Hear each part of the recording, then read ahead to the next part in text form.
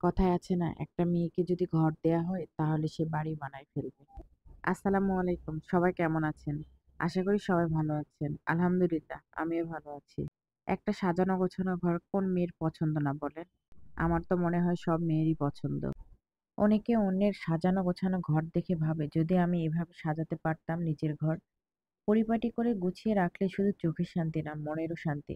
আসলে প্রতিটি মানুষের সাজানো গোছানোর মানসিকতা থাকতে হবে তার নিজের রুচির উপর। সে কিভাবে সাজাবে বাড়ি তার শৌখিনতা আর চাহিদার উপর। কারো ঘর সাজাতে ভালো লাগে, আবার কারো নিজেকে সাজতে ভালো লাগে।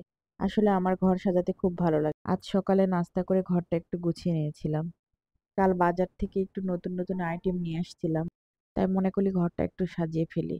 আর সকালে যেহেতু চাটা খাওয়া হয়নি, তাই বাবুদেরকে নিয়ে একটু চা খেতে বসলাম।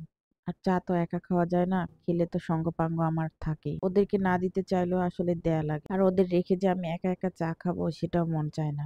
তাই বাবুদেরকে সঙ্গে নিয়ে একসঙ্গে চা খেয়ে নিলাম। তারপরে কিছু কাপড় ছিল তা গুছিয়ে রেখে দিচ্ছিলাম। অনেকটা বেলা হয়েছে, তাই ভাবলাম যে দুপুরে রান্নার জন্য একটু প্রস্তুতি নেই। আসলে একটা কাজ যে একসঙ্গে করব তা তো হয় না। এই কাজ করছি আবার আরেকটা কাজ করছি, এভাবে আমাকে করতে হয়। এ ধরেন তরকারি কাটছি, আবার মেয়েকে যাই সামলাতে, আবার বাবুদেরকে অনেক সময় গোসল করে দেয়া লাগছে, এভাবেই করতে হয়।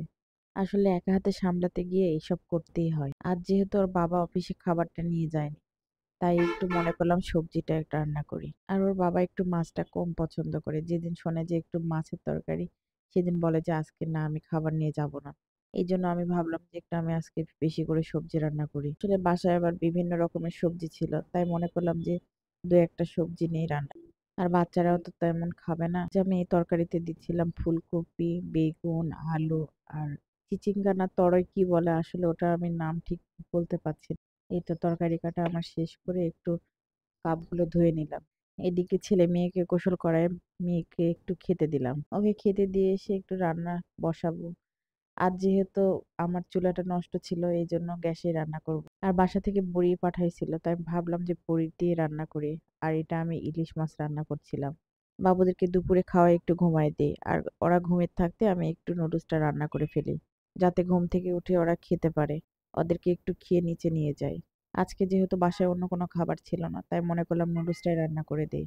আমার ছেলে আবার এভাবে নুডলসটা একটু পছন্দ করে, নরমাল ভাবে রান্না করলে। আর পাশে দুধটাও গরম করে নিচ্ছিলাম। এই তো রান্না শেষ করে ওদেরকে খাওয়ায়ে নিচে নিয়ে যাচ্ছিলাম। আমার ছেলে আবার বলছে, আম্মু তোমরা লিফটে যাও, আমি সিঁড়ি দিয়ে আসছি। পরে ও আবার সিঁড়ি দিয়ে আসছিল।